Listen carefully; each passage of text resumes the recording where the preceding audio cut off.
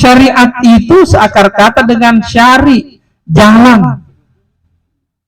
Ya, syariat.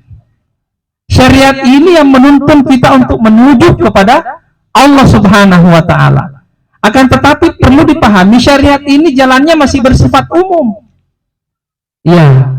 Semua orang lewati ini. Tidak ada orang yang tidak lewat di sini. Ya. Namun di saat misalnya kita mau mencari jalan singkat menuju ke sana, jalan tol itu bukan lagi syariat namanya.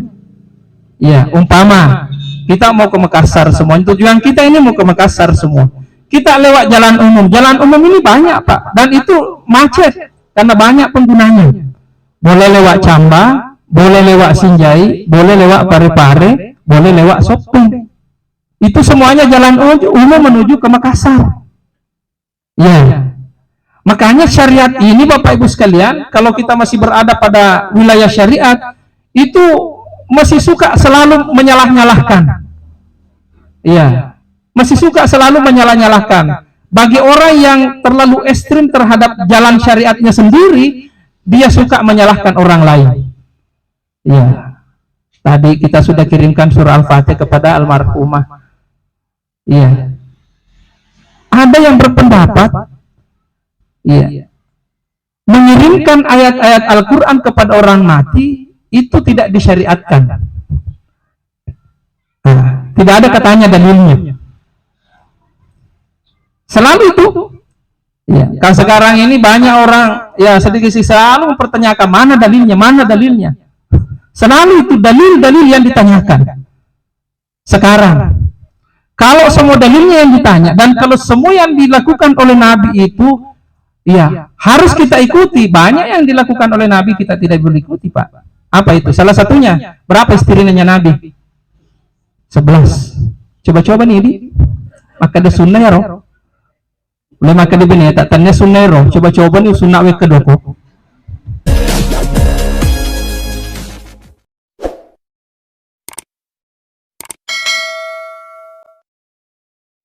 Malam yang ketiga akan dibawakan oleh Alena de Grupa Ustaz Haji Saharuddin SAG MPD.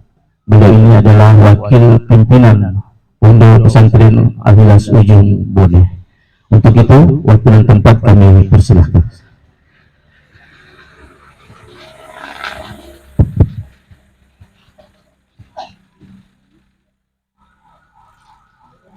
Bismillahirrahmanirrahim. Assalamualaikum warahmatullahi wabarakatuh.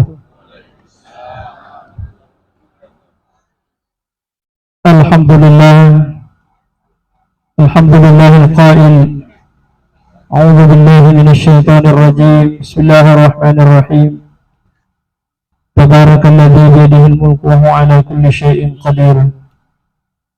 Alladzi khalaqal mauta wal hayata liyabluwakum ayyukum ahsanu 'amala. Wa huwal 'azizul ghafur. Asyhadu an la ilaha illallah wahdahu la syarika lah. Wa asyhadu anna Muhammadan 'abduhu wa rasuluh. Allahumma salli wa sallim wa barik ala sayyidina wa habibina wa syafi'ina wa maulana Muhammadin sallallahu alaihi wasallam wa ala alihi wa sahabatihi wa man tabi'ahum bi ihsanin ila yaumiddin. Amma ba'du. Qalu subhanaka la ilma lana illa ma 'allamtana innaka antal alimul hakim. Wa hasbunallahu wa ni'mal wakil. Ni'mal maula wa ni'man nasir. Wa la hawla wa la quwwata illa billahi al-'aliyyil 'azim.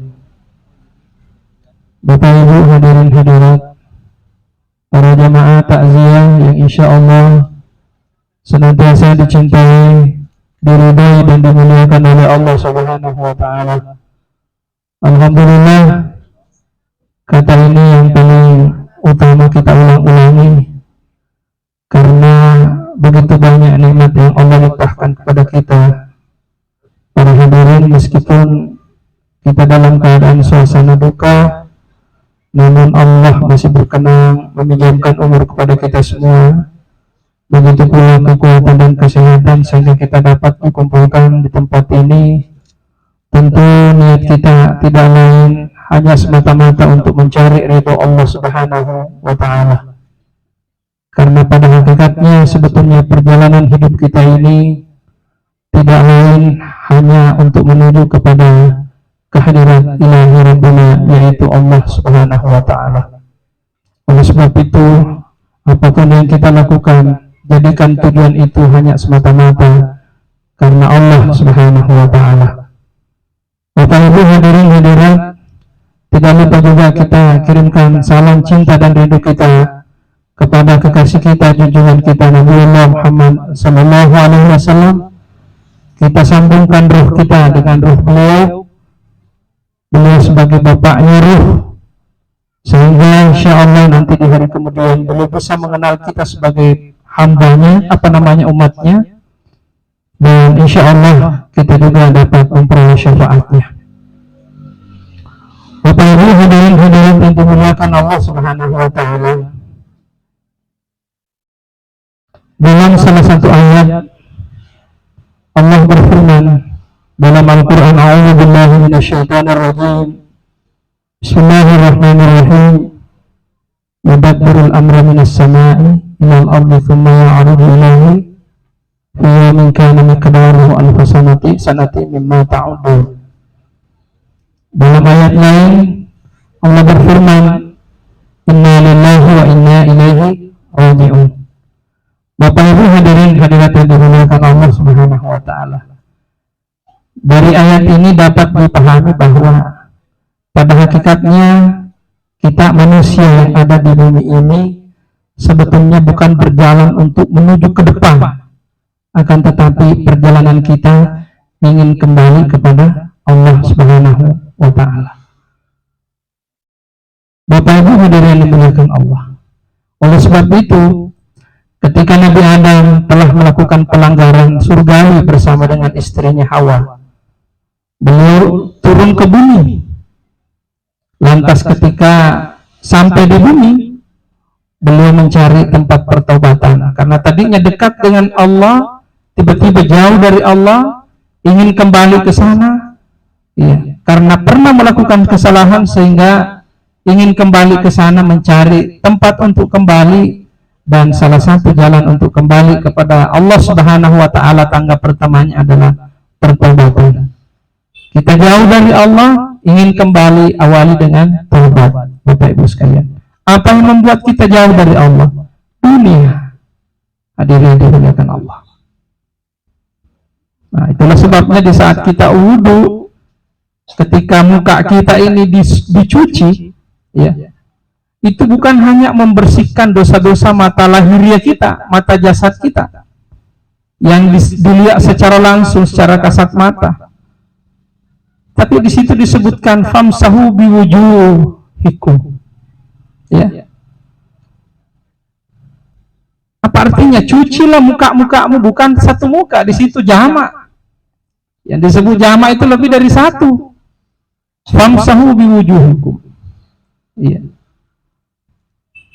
Cucilah muka-mukamu, cucilah mata-matamu. Mata apa yang dimaksud di situ? Yang pertama mata jasad kita ini, mata kasar kita ini, Bapak Ibu sekalian. Apa dosanya? Tentu kita sudah pahami semua. Iya.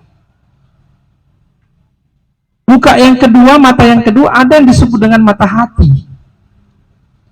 Jadi di saat kita berwudu, mengambil air wudu, jangan hanya niatnya mencuci ya dosa mata kasar kita ini, mesti harus dicuci juga dosa mata penglihatan, mata batin, mata hati kita. Apa dosanya mata hati kita? Hubbud dunya ra'sukullah khati'atin. Terlalu cinta kepada dunia adalah sumber segala kejahatan. Sumber kejahatan, sumber keburukan. Ini Bapak Ibu sekalian.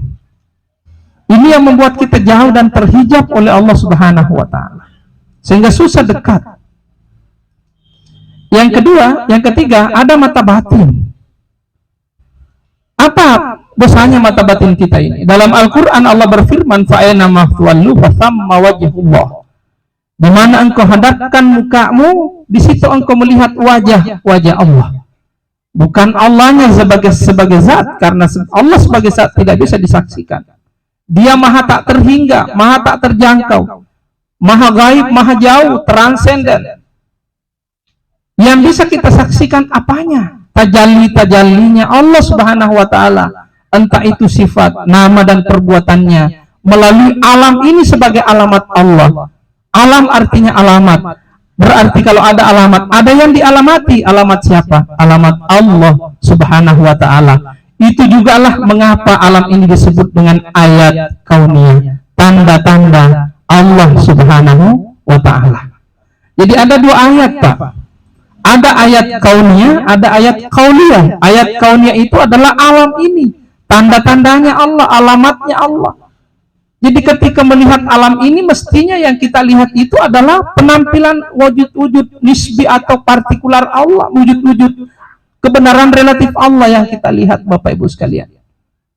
Nanti mungkin kita akan singgung juga ini. Iya.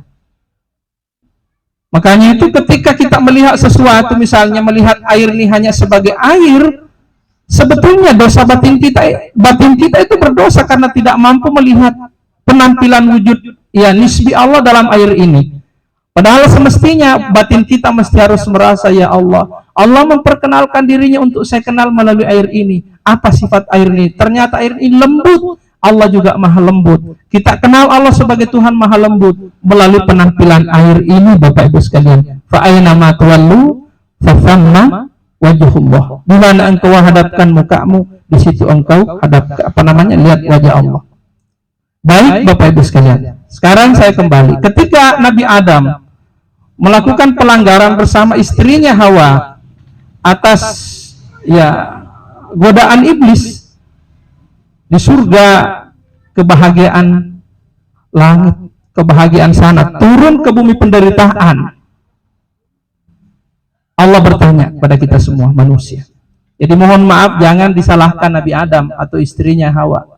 Itu dalam kitab-kitab perjanjian lama itu ya, terutama pada ya awal-awal kitabnya itu, ketika diceritakan di situ bahwa yang paling disalahkan turunnya manusia ke bumi ini adalah Siti Hawa.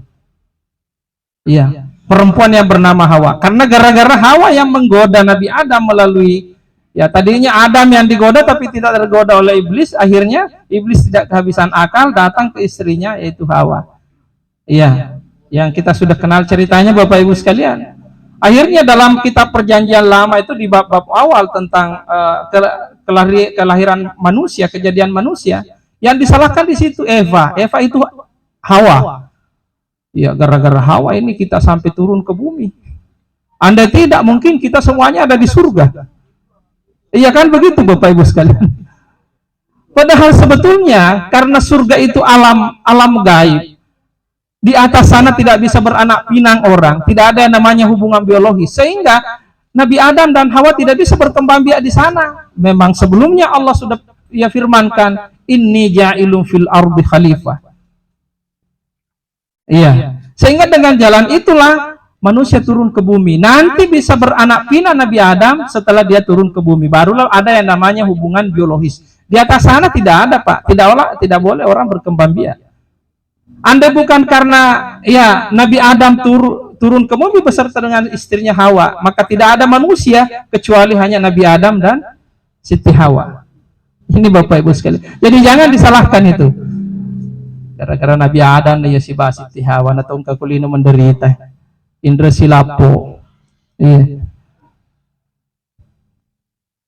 Tanggala cuy capu mana gaji. Anak-anak lomak kamaja.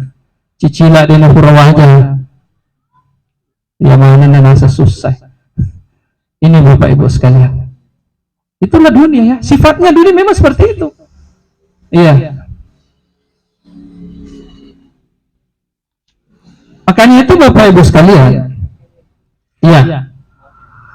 Ketika kita berada di bumi ini, Allah bertanya dalam Al-Quran, Fa'ayna tazhabun. Bagaimana kilo jawab kepada Ibu? Fa'ayna tazhabun. Allah yang bertanya kepada kita ini. Bukan hanya Nabi Adam, semua manusia ditanya. Hendak kemana kita ini? Iya. Jawabannya tadi sudah ada pada ayat awal yang saya sampaikan tadi, yaitu inna lillahi wa inna ilaihi raji'un. Kita ini dari Allah. Ketika kita ditimpakan musibah oleh Allah, kita selalu mengatakan inna lillahi wa inna ilaihi raji'un. Sesungguhnya kita ini berasal dari Allah dan akan kembali pula kepada Allah Subhanahu wa taala. Pernahkah kita merasa di saat kita mengatakan wa inna ilaihi raji'un? Raji'un. Kita merasa bahwa sebetulnya kita pernah ke sini dulu. Ya, coba kalau kita ditimpa musibah Bapak Ibu sekalian. Seakan-akan kita tidak di bumi. Ya, itulah sebabnya mengapa mesti harus ada takziah di palisu pemas sumengeeh. Itulah biasanya kalau kita sedikit-sedikit ditimpa musibah, bahkan berdoa, uno bawa na fuang. Kan begitu ya? Pamate bawa na fuang. Iya, uno bawa na fuang. Ini Bapak Ibu sekalian. Ada kan orang semacam itu Bapak Ibu sekalian? Iya. Wa aina tazhabun? Hendak kemana kita? Inna lillahi wa inna ilaihi raji'un. Sekarang, ibaratnya ini kita berjalan menuju kepada Allah. Apakah peta perjalanan menuju ke sana kita sudah tahu? Lewat mana kita? Sedangkan lagi biasanya lo ke kiri di kampung, di kode disengin oleh kadang-kadang, ya tersesat ki, musaki dan lain sebagainya. Kita misalnya ingin ke Makassar, ada satu alamat yang kita tuju di sana, tapi tidak pernah kita ke sana. Tanpa mesti harus diawali dengan pengetahuan untuk jalan menuju ke sana, itu sangat mustahil kita bisa sampai ke sana. Gampang Ustaz, kamu Google Map, dengan Google Map li sudi pengelat Allah. Coba nih ketik di HP tak Bapak Ibu sekalian, jalan menuju Allah. Tidak ada tuh. Paling Google Map menjawab, ya Google Map kehilangan arah. Ini Bapak Ibu sekalian.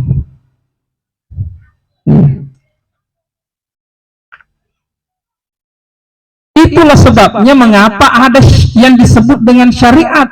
Syariat itu adalah jalan. Biasa kalau ditanya bahasa Arab, "Aina taskunu, di mana Anda tinggal?" "Ana askunu fi syari." Aku tinggal di jalan ini. Jadi syariat itu seakar kata dengan syari, jalan. Ya, syariat. Syariat ini yang menuntun kita untuk menuju kepada Allah Subhanahu wa taala. Akan tetapi perlu dipahami syariat ini jalannya masih bersifat umum. Ya. Semua orang lewati ini, tidak ada orang yang tidak lewat di sini. Iya. Namun di saat misalnya kita mau mencari jalan singkat menuju ke sana, jalan tol itu bukan lagi syariat namanya. Ya, umpama kita mau ke Makassar semua, tujuan kita ini mau ke Makassar semua. Kita lewat jalan umum. Jalan umum ini banyak, Pak, dan itu macet karena banyak penggunanya. Boleh lewat Camba, boleh lewat Sinjai, boleh lewat Parepare, boleh lewat Sopeng. Itu semuanya jalan umum menuju ke Makassar. Ya.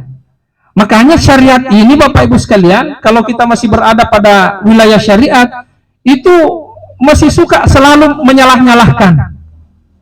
Iya, masih suka selalu menyalah-nyalahkan. Bagi orang yang terlalu ekstrim terhadap jalan syariatnya sendiri, dia suka menyalahkan orang lain.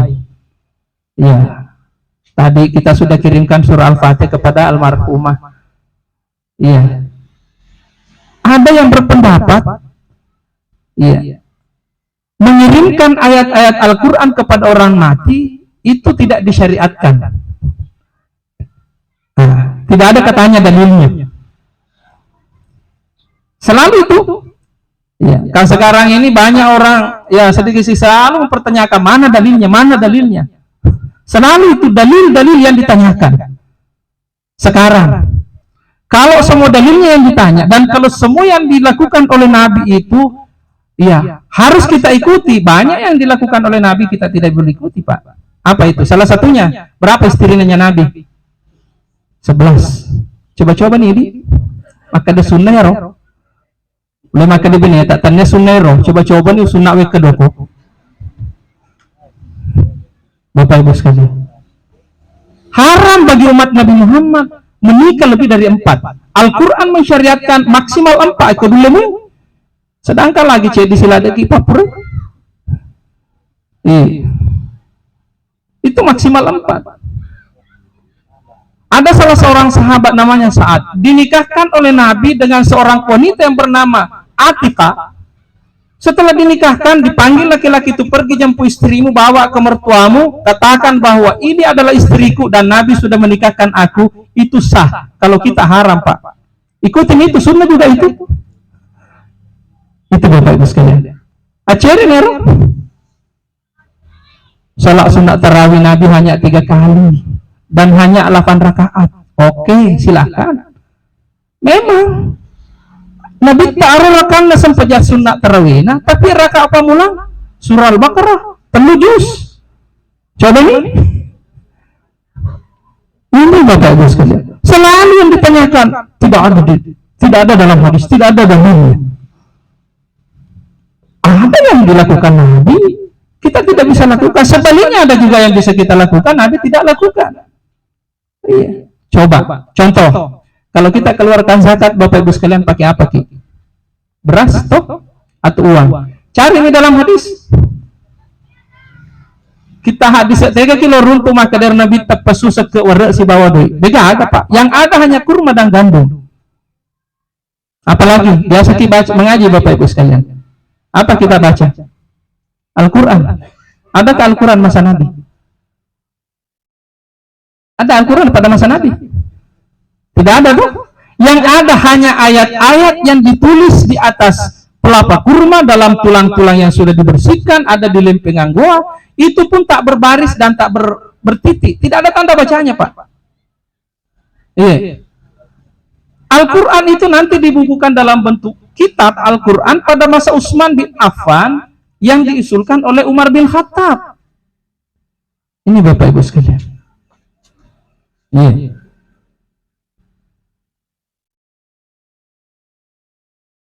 Barisnya pun juga itu nanti pada masa Khalifah Ali. Iya. Tanda bacanya itu nanti pada masa Khalifah Ali. Ini Bapak Ibu sekalian. Jadi Nabi tidak pernah pegang Al-Quran, dia tidak pernah membaca Al-Quran dengan berbaris, bertitik. Iya. Baru kita pegang Al-Quran sudah bid'ah, karena Nabi tidak pernah lakukan. Apalagi membaca dengan pakai tanda baca, itu lebih bid'ah lagi, karena Nabi juga tidak pernah lakukan itu, Bapak Ibu sekalian. Iya. Jadi apa yang bisa kita lakukan? Pada masa beliau, ya, ketika sholat Jumat itu diawali dengan khutbah 2 kali khutbah. Beliau tidak pernah memakai bahasa Bugis atau Indonesia pada saat beliau khutbah dan tanpa memakai mic. Sekarang kita apa, Pak?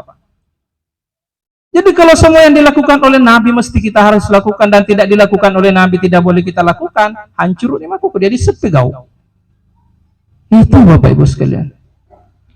Iya kalau nabi cocok ni kau setuju main dek nanti mak kami keling kata blok kan musa paun tepat itu kena kapal nabi. Ini Bapak Ibu sekalian.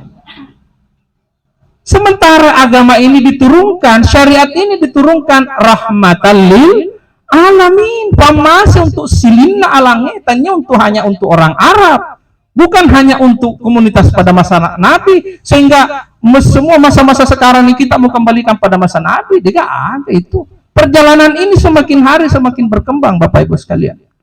Disinilah mengapa kita butuh penafsiran untuk menepaki jalan-jalan yang telah dilalui oleh Nabi Shallallahu Alaihi Wasallam. Oh, ini sesuai dengan jalan yang dilalui. Iya. Apa? Itulah kenapa mesti harus ada yang namanya qiyas, ijma' para ulama. Karena ketika Nabi masih hidup beliau berpesan al-ulama'u warathatul anbiya. Deni tu gana bitta, ni gana dia ceri fanritai, mega maku kena selang suka di bitta. Teh kalau lalu ini Bapak Ibu sekalian, mau lewat mana? Iya. Nah, dari hadisnya, hadis itu dari mana? Langsung kita dengar dari Nabi atau langsung kita saksikan Nabi melakukan itu? Kan dari para ulama juga kita peroleh hadis itu. Sehingga apa yang terjadi? Tidak mau maulid. Padahal maulid itu membuka sejarah kehidupan Nabi, agar kita bisa melihat Nabi lebih dekat, karena Nabi itu ibaratnya pembawa obornya sudah jauh ke sana sehingga dimundri ide mafatan biasa nih jauh kata lepo-lepo ya itu biasa temen ke cede-cede mapa bid'ah, cede haram, musyrik, kafir. Ini Bapak Ibu sekalian. Kenapa? Lepo-lepo nih Pak Dina kena maulu. Itu mauli kita buka kembali lembaran sejarah Nabi supaya kita bisa melihat Nabi lebih dekat. Nabi pada masa hidupnya tidak pernah menyalahkan orang. Kita ini merasa umatnya Nabi tapi suka menyalahkan orang, suka mencap orang sebagai ahli neraka, padahal kita juga belum tentu apakah kita ini surga atau neraka. Inilah syariat Bapak Ibu sekalian yang mesti kita harus terjemahkan dalam kehidupan kita. Boleh kita lewat Parepare, boleh kita lewat Sinjai, yang penting tujuan kita Makassar. Boleh saya melalui mazhab siapa, yang penting tujuan saya lillahi ta'ala. Inilah perjalanan syariat. Tapi karena umum itu biasanya sering macet, banyak yang banyak pengguna jalannya, sehingga kadang-kadang kita terlambat. Sampai Miki di Maros, mungkin masuk di kota Makassar. Iya, lewat Dayak nih. Cede-cede macet sih. Kasih lampu merah lepas sih ki. Engkau tolong mengatil letu. Lewat mana? Lewat tol. Itulah yang disebut dengan tarekat. Jalan juga artinya tarekat Bapak Ibu sekalian. Iya. Tentu filosofinya siapa yang paling pertama sampai, pasti dia lebih pertama mencari tempat yang lebih baik. Ya leceh jolo mengatil letu. Iya lo menak sapon ro yang kasih na ya kanunna. Yang ke depana yang ke kofina. Magani rafal lebe Dayak je mundri purmana menena bagi-bagi tuan ro magaloy. Alena leceh je mundri letu magai. Wah dina pa aja mapangiwa cede-cede napangiwa. Aga mana pangiwangi? Mapangiwa tu masalah janggo, napangiwangi sularae. Napangiwangi itu cadar dan lain-lain sebagainya. Para sanji dia napa aja napangiwangi. Kapan kita bisa sampai Pak? Nah itu sudah diselesaikan ulama kita dulu. Sudah diselesaikan ulama kita dulu. Kenapa baru sekarang mau dibahas? Ini Bapak Ibu sekalian. Selesai sudah. Coba carilah jalan-jalan terdekat menuju kepada Allah. Makanya itu Bapak Ibu sekalian, perjalanan spiritual menuju kepada Allah Subhanahu wa taala ini memang mesti harus melalui tangga. Itulah sebabnya di dalam Al-Qur'an Allah jelaskan latar kabunna tabaqan an tabakin. Kalian itu menuju ke sana itu punya tangga-tangga. Dari mana kita ini? Boleh tega ki, boleh koki di Allah Ta'ala. Dulu ketika Allah masih sendiri, belum ada makhluk, itu disebut dengan ahad. Ahad itu tidak ada yang tahu di sana. Tidak ada yang tahu.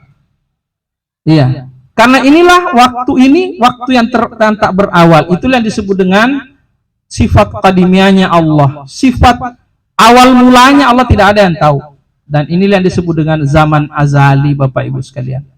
Rahasia di situ. Namun Allah menampilkan dirinya ingin dikenal melalui sifat-sifatnya yang dalam pengetahuan kita itu nama-namanya 99 Asmaul Husna kan? Tadinya di sini kosong, ya di sini kosong, Allah tampilkan dirinya di sebelah ini melalui namanya, sifatnya dan perbuatannya. Tadinya ahad tiba-tiba menjadi pindah ke ahadiyah, wahidiyah. Wahidiyah itu Bapak Ibu sekalian berubah menjadi banyak. Makanya ini yang disebut tadi fa'aina ma tuwallu fa thamma wajhullah. Banyak wajah Allah. Wajah Allah melalui Ar-Rahman, Ar-Rahim. Makanya itu kita tidak boleh mengatakan Billahirrahmanirrahim, tapi Bismillahirrahmanirrahim. Dengan menyebut nama Allah. Kita tidak boleh langsung Pak, karena tidak bisa. Dia maha tak terjangkau. Untuk menjangkau itu, mengenal itu, mesti harus melalui namanya Allah. Ini biasanya kita tidak bisa lihat. Kenapa? Karena batin kita selalu ditutupi oleh kesombongan, merasa diri lebih benar, merasa diri lebih surgawi, merasa diri lebih mulia, iya, merasa diri memantaskan masuk surga.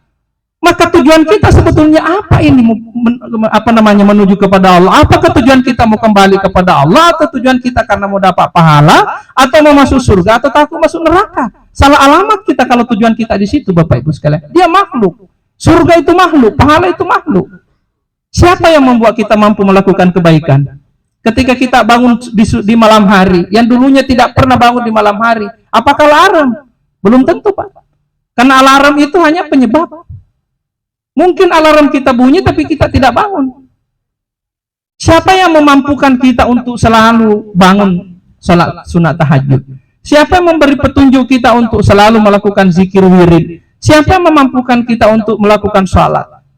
Toh contohnya banyak juga orang tidak diberi hidayah untuk melakukan. Maka semua itu sesungguhnya adalah hadiah dari Allah. Sekarang kalau kita beramal, kembalikan hadiah itu kepada Allah atas syukur kita. Ya Allah, Engkau izinkan aku untuk salat, aku salat. Engkau izinkan aku berzikir, aku zikir. Inilah pertanyaannya Siti Aisyah kepada suaminya, yaitu Nabi Rasulullah Sallallahu Alaihi Wasallam. Ya Rasulullah, kenapa begitu engkau banyak sholat sampai tumitmu, ya gangkane roro kecing-kecimu, melope tumu boro dan lain-lain sebagainya. Padahal engkau hamba yang diampuni dari dulu sampai sekarang, dan seterusnya engkau adalah hamba yang dijamin masuk surga. Apa kata Nabi? Ya Aisyah, apakah engkau tidak mau melihat aku sebagai hamba yang bersyukur? Jadi wujud syukur kita, terima kasih kita kepada Allah, kita beribadah kepada Dia karena Dia mengizinkan kita. Maka dengan itu Bapak Ibu sekalian, pantaskah kita setelah diberi hadiah mengembalikan hadiah itu kita minta balasan?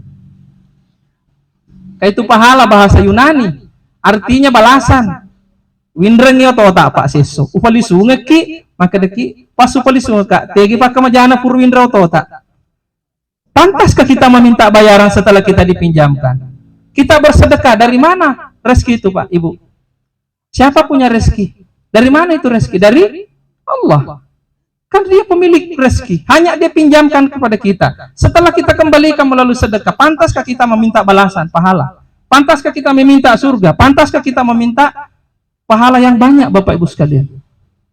Makanya itu tanda-tanda orang yang diterima amalnya oleh Allah ketika dia beramal tanpa meminta kecuali hanya Dia, Allah Subhanahu wa Ta'ala. Aku sudah memiliki Engkau ya Allah. Surga pun tidak ada harganya bagi saya. Pahala pun juga tidak punya apa-apa bagi saya. Yang penting aku dapatkan Engkau ya Allah. Saya tanya ke Bapak Ibu sekalian, andaikan kita dipilihkan, tega tacinai, tega talabira, surga yari ka Allah Ta'ala. Saya ke sini Pak, mohon maaf, saya ke sini andai karena materi, ya, andai karena materi, boleh jadi saya kecewa nanti kalau pulang. Wes ikut omirna laka, mau nito apa, usale tonya nuku dan lain-lain sebagainya, mabela tofa, majatuh falalenge dan lain-lain sebagainya. Pasti saya kecewa. Tapi kalau karena Allah, kebetulan Allah menitipkan ilmu sedikit kepada saya, khairun nasi amfaulin nas, sebaik-baik manusia yang lebih banyak manfaatnya terhadap sesama manusia. Saya berterima kasih kepada Allah. Ya Allah, terima kasih Engkau memberi aku kesempatan duduk di depan orang, membagi ilmu yang telah Engkau titipkan. Selesai sudah. Kalaupun ada nanti misalnya, ya, dari sahibul bait, itu bukan tujuan saya. Itu bukan tujuan kita. Itu adalah surga. Efeknya daripada tujuan kita kepada Allah. Surga itu bukan tujuan, efeknya dari tujuan kita pada Allah Subhanahu wa Ta'ala, Bapak Ibu sekalian. Banyak orang kalau kita adakan kajian seperti ini tidak percaya. Katanya Nabi itu tidak pernah ngaji tasawuf, belajar tasawuf, ilmu tasawuf pada masa Nabi. Kan ini sebetulnya sudah masuk wilayah tasawuf. Ilmu fikih pun juga tidak ada pada masa Nabi. Ilmu matematika juga tidak ada pada masa Nabi. Jadi kalau ada mengatakan tasawuf itu bid'ah, jangan pak guru matematika, Pak, itu gagot punana bid'ah. Tidak ada juga ilmu ekonomi, belajar juga ekonomi dia. Sama apakah bedanya ilmu tasawuf, tafsir, fikih dan sebagainya. Jadi kalau kita sudah masuk di wilayah tarekat, wilayah jalan rahasia lagi ada namanya sir, ada yang lebih tinggi lagi namanya jalan ma'rifat. Yang tadi disebutkan Allah latar kabun tabakan, jalan syariat naik ke jalan tarekat, naik lagi di atas jalan rahasia, jalan hakikat, naik di atasnya jalan, ya, jalan apa namanya, jalan ma'rifat. Ya, memang belum ada pada masa Nabi, tapi praktek-praktek ini ada pada masa Nabi. Apa yang beliau lakukan ketika beliau berada di dalam Gua Hira selama 6 bulan? Ya, pulang balik di sana. Beliau berkontemplasi di sana. Iya. Berhalwat, menyatukan diri dengan Allah Subhanahu wa taala melalui alam roh. Sampai beliau diwisuda dengan Iqra bismi rabbikal ladzi khalaq. Ini Bapak Ibu sekalian. Iya. Jadi perjalanan-perjalanan hidup ini Bapak Ibu sekalian, selalu ada perbedaan. Tapi perbedaan itu jangan menjadikan kita semakin memutuskan silaturahim kita. Kan banyak sekarang yang begitu Bapak, ya. Hanya kelompoknya yang dianggap benar. Padahal pada hakikatnya Bapak Ibu sekalian, saya pernah sampaikan bahwa sebetulnya tidak ada yang Allah tampilkan di muka bumi kecuali hanya dirinya dia sebagai Tuhan Maha apa? Tuhan Maha benar, Tuhan Maha penyayang, Tuhan Maha bahkan Tuhan Maha menyesatkan. Allah tidak sempurna kalau tidak ada yang disesatkan. Saya tanya ke Bapak Ibu sekalian, iblis itu jelek atau tidak? Jelek toh? Neraka jelek atau tidak? Penyakit, penderitaan jelek atau tidak? Jelek ya? Iya. Firaun jelek. Selalu kita mengatakan semua itu jelek. Iya. Tapi coba Bapak Ibu sekalian, tadi kita mengatakan penderitaan, penyakit itu jelek. Dalam salah satu hadis disebutkan, tidaklah seseorang yang makan makanan yang bersumber dari yang haram, akhirnya menjadi daging, fanaru aulabihi, kecuali api neraka yang bisa mencucinya. Sekarang, dijamin tidak dalam tubuh kita tidak ada makanan haram? Saya sampaikan di beberapa tempat. Makanan haram itu ada 3 macam Pak. Sumbernya haram, atau prosesnya yang haram, atau barangnya yang haram. Kalau sumbernya yang haram mungkin karena hasil curian atau korupsi dan lain-lain sebagainya. Haram kan sumbernya. Tapi prosesnya juga mungkin barangnya halal, tapi prosesnya tidak halal. Motong ayam, tidak pakai bismillah. Kan haram dimakan. Atau barangnya sendiri yang haram. Babi, anjing, haram dimakan. Jadi siapa tahu kuraki malimano na rin pakai bismillah. Ini hati-hati Bapak Ibu sekalian. Iya. Nah, tidak ada yang bisa mencuci itu kecuali api neraka. Nah sekarang, karena Allah begitu cinta dan kasih terhadap hambanya, ingin dia supaya tidak disiksa nanti di neraka. Neraka itu di akhirat kelak itu berapa Bapak Ibu sekalian? Di hari kemudian itu, 1 hari di akhirat sama dengan 1000 tahun di dunia. Kalau 2 hari masuk neraka, 2000 tahun. 2000 tahun tuh. Gara-gara makanan haram. Begitu Allah cintanya kepada kita Bapak Ibu sekalian. Tiba-tiba dikirimkan surat cinta melalui penyakit. Kalau kita sakit, apa yang diingat? Obat, dokter. Banyak orang Pak sakit sampai di luar negeri berobat, belum sembuh-sembuh juga. Sudah berapa dokter yang didatangi, belum sembuh-sembuh juga. Allah cinta terhadap hamba ini. Hati-hati Bapak Ibu sekalian. Kalau dia mampu mengembalikan dirinya karena penyakit itu kembali kepada Allah. Makanya Bapak Ibu sekalian, namu si kaca wadito mancaji Pak Buran dari kupung Allah Ta'ala po Eloy. Persoalannya, ketika kita sakit, mengapa kita tidak menoleh ke belakang? Mungkin ada orang yang pernah saya zalimi, atau mungkin ada makanan haram yang masuk dalam tubuh saya. Ya Allah, ampuni hambamu. Kenapa bukan itu Bapak Ibu sekalian? Yang muncul dalam benak kita. Yang kita tuhankan itu sepertinya dokter. Yang kita tuhankan sepertinya obat. Padahal itu hanya penyebab dari kesembuhan kita Bapak Ibu sekalian. Allah mau kita dicuci semua itu secara bersih. Berapapun obat yang kita tiba-tiba akhirnya baru kita tersadar, ya Allah, ampuni hambamu. Salahkah ini ya Allah? Bersih sudah selesai. Makanya itu kan dalam hadis, siapa yang pada saat dia sakit senantiasa mengulang-ulangi kalimat la ilaha illa anta subhanaka inni kuntu minadh dhalimin. Kalau dia hidup panjang umur, selesai sakitnya sembuh dia sembuh dari penyakit dengan dalam keadaan suci, tak berdosa, seperti seorang bayi yang lahir dari rahim ibu. Jadi kalau kita ditimpa musibah penyakit, kembali kepada Allah, bertaubat Bapak Ibu sekalian. Iya.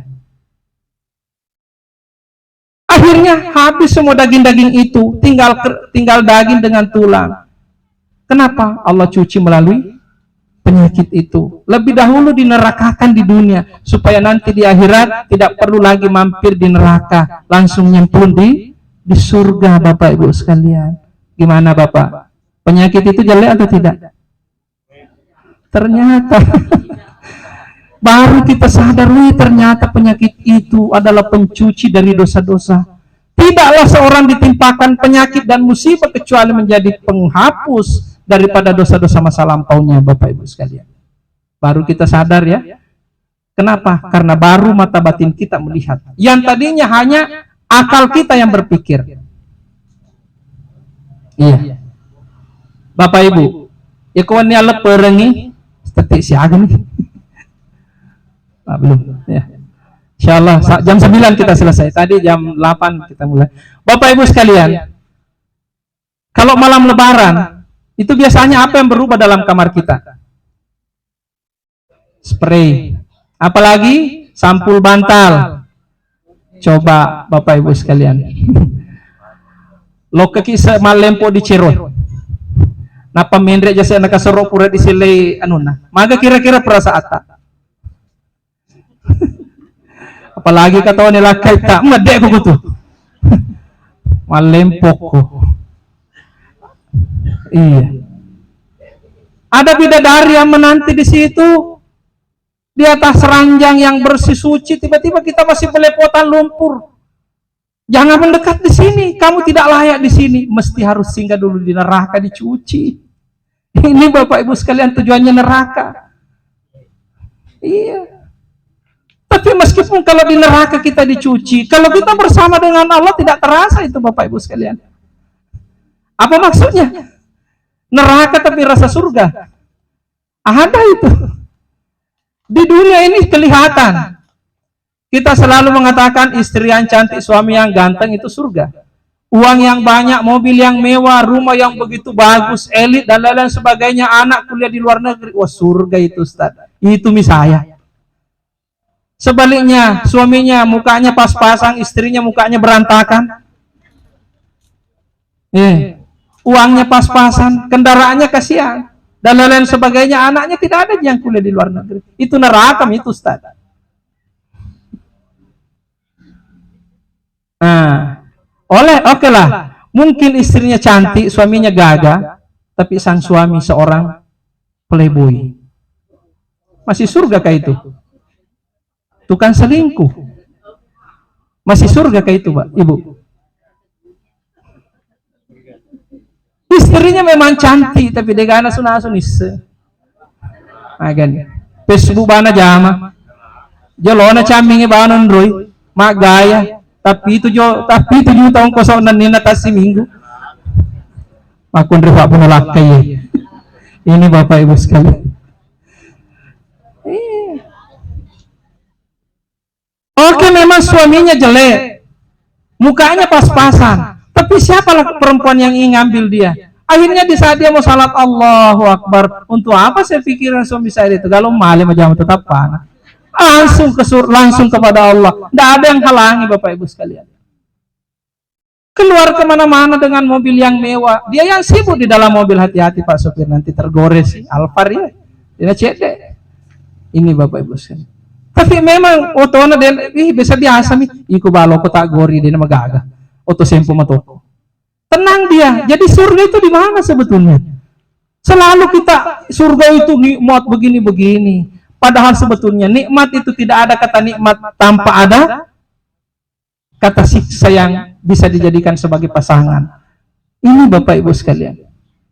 Nikmatkah kira-kira surga tanpa ada neraka yang dijadikan sebagai pembanding?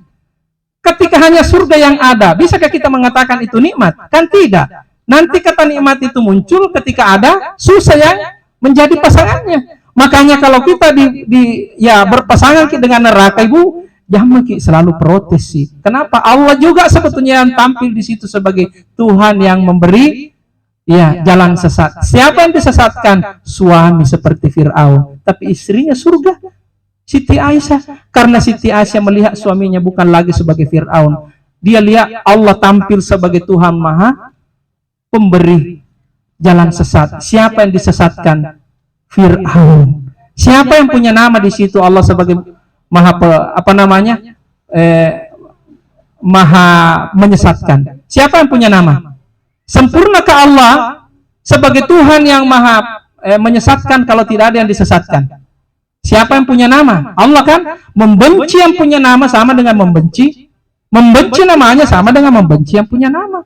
Makanya itu Bapak Ibu sekalian, siapa sebetulnya yang layak kita benci? Tuh yang tampil ini kan dia juga. Yang tampil melalui itu dia juga. Siapa yang layak kita benci? Itulah sebabnya kata ulama kita, tanda-tanda orang yang akan disurgakan nanti manakala dalam hatinya dipenuhi dengan rasa cinta, Bapak Ibu sekalian.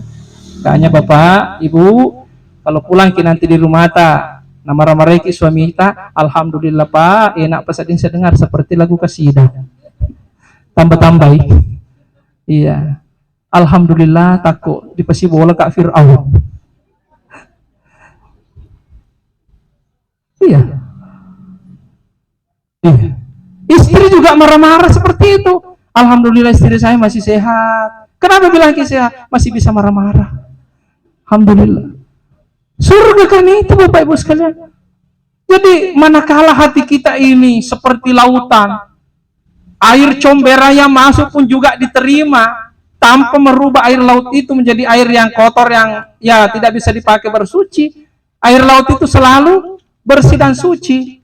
Itulah tanda-tanda orang yang hatinya ya dipenuhi dengan rasa cinta. Inilah tanda-tanda orang yang akan masuk surga nantinya Bapak Ibu sekalian. Jadi kalau sedikit semuanya ditolak sedikit-sedikit ditolak. Sama halnya menolak Allah sebagai Tuhan. Ya. Kenapa? Di pagi hari selalu kita mengatakan raditu billahi rabba wa bi Muhammadin nabiyya wa rasulah, atau bil islami dina wa bi Muhammadin nabiyya wa rasulah. Apa artinya itu raditu billahi rabba? Aku ridho Allah sebagai Tuhanku. Di saat kita ridho Allah sebagai Tuhan kita, maka apapun yang dipersaksikan Allah dalam hidup kita ini, apapun yang kita alami, nasib apapun itu yang Allah tentukan kepada kita, itu adalah ketentuan Allah. Menolak ketentuan Allah sama dengan kita tidak ridho mempertuhankan Allah. Ditolak ya roh purana patentu Allah Ta'ala pada lawana, ditolak ya roh anu purana agasana, ditolak puas sebagai puang Allah Ta'ala. Kita sudah berjanjikan raditu billahi rabba. Itulah makna hakikat daripada la ilaha illallah. Tidak ada yang tampil sebetulnya kecuali hanya Dia. Selalu biasanya ya yang ilmu bacam ini Bapak Ibu sekalian memang bukan otak yang terima. Tapi bagaimana kesiapan batin kita untuk menerima itu. Itulah dalam Al-Qur'an dipisah antara ilmu dengan hikmah. Hikmah itu ada dalam batin kita, ada dalam hati kita. Ilmu hikmah ini Bapak Ibu sekalian, itu kita pakai ilmu rasa. Ilmu rasa itu Bapak Ibu sekalian, ya mesti harus dirasa baru kita tahu.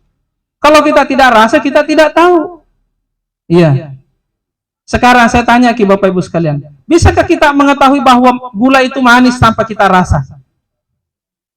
Kan tidak bisa tuh. Pernahkah kita melihat manis? Tidak pernah. Tapi yang kita rasakan baru kita tahu. Inilah yang disebut dengan ilmu rasa. Iya.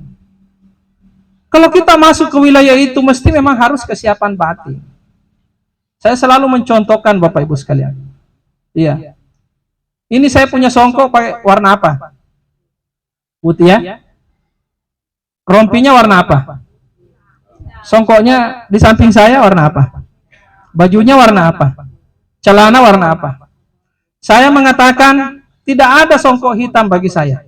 Tidak ada songkok putih yang bagi saya. Tidak ada juga jaket rompi hitam bagi saya. Yang ada di sini hanya kapas sebagai wujud asli yang tampil sebagai jas hitam. Salahkah kalau saya mengatakan ini semuanya kapas? Kan tidak ya? Allah muhitun dalam Al-Quran itu muhitun. Apa itu muhit? Dia yang meliputi segalanya. Dia semua. Kalau saya mengatakan masjid Songkok Reca, salahkah kalau saya mengatakan masjid Songkok Reca itu kipas atau AC. Kan dia juga. Tiang, pintu, apalagi mimbar. Kemudian ada karpet dan lain-lain sebagainya, ada mic, ada lampu dan lain-lain sebagainya. Kan itu juga masjid. Iya. Ketika kita berbicara Allah, dia meliputi segalanya. Maka sesungguhnya siapa dia, Bapak Ibu sekalian? Itulah sebabnya mengapa Allah disebut dengan Esa. Tidak ada bandingannya karena tidak ada yang lain kecuali dia. Yang ada kita saksikan ini adalah wujud-wujud yang sifatnya relatif. Lampu dan cahaya tidak bisa dipisah. Cahaya itu adalah wujud relatif. Aslinya adalah lampu. Bapak Ibu sekalian. Iya. Itulah sebabnya Allah menampilkan dirinya sebagai Tuhan Al-Zahir, maha lahir, maha bisa dilihat, bisa diraba, bisa dikastikan. Tapi di sisi lain Al-Batin, maha batin. Man nasili alindrunganna, malindrungi dia nasengena. Maka ketika kita berbicara masalah Allah, dia masuk ke dalam sesuatu tanpa bercampur, keluar dari sesuatu tanpa terpisah. Mesu irisek disewa-sewa, mutama irisek disewa-sewa, tapi dia nasi kore. Neke mesu pola irisek disewa-sewa, dia nasi campur, dia nasi serah. Itulah Allah. Ini Bapak Ibu sekalian. Ya. Sekarang, mari kita coba Bapak. Yang tadinya kita sudah melewati jalan-jalan syariat itu, cobalah kita kembali, naik kelaslah kita. Masa kita dari kecil menjadi orang awam, menjadi remaja jadi orang awam, sudah sarjana jadi orang awam, sudah umurnya 50 tahun jadi orang awam. Naik-naiklah sedikit. Bukankah surga itu bertingkat-tingkat? Bukankah kemuliaan di sisi Allah itu tergantung dari ketakwaannya? Iya. Kedekatan kita dengan Allah. Makanya itu Bapak Ibu sekalian, mari kita mencoba merubah pola pikir kita. Pada hakikatnya sebetulnya tidak ada yang salah, yang ada hanya beda. Ya, karena yang tampil hanya dia juga. Tidak ada yang salah sebetulnya. Hanya kita beda memahami. Maka jangan terlalu mudah menyalahkan orang. Iya. Jangan terlalu mudah. Yang penting tujuannya lillahi ta'ala. Kecuali kalau tujuannya surga, pahala yang banyak berarti salah itu niatnya. Padahal inna sholati wa nusuki wa mahyaya wa mamati lillahi rabbil alamin. Inilah mungkin yang sempat saya sampaikan Bapak Ibu sekalian. Mohon maaf atas segala kekurangan. Sebetulnya kita mau bahas itu apa itu jalan syariat, jalan tarekat, jalan hakikat sampai jalan makrifat. Tapi nulika falat tu elede di salon rota.